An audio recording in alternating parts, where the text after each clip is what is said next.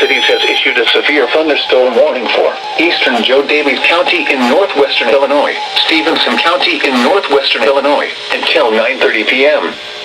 At 8:36 p.m., severe thunderstorms were located along a line extending from Shellsburg to near Shyville to Rodden, moving east at 55 miles per hour. Hazard, 60 miles per hour wind gusts. Source, radar indicated. Impact, expect damage to roofs, siding, and trees.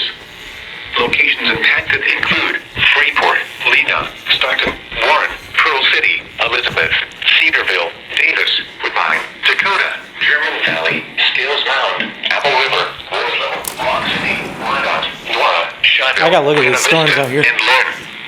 For your protection, move to an interior room on the floor of a sturdy building. Continuous cloud-to-ground lightning is occurring with these storms.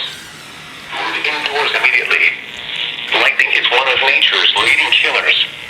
Remember, Oh, it is. It's raining out. Thunder, you are close enough to be struck by lightning. Oh, yeah, got that on video. Is occurring with these storms and may lead to flash flooding. Do not drive your vehicle through flooded roadways. The tornado watch remains in effect until 10 p.m.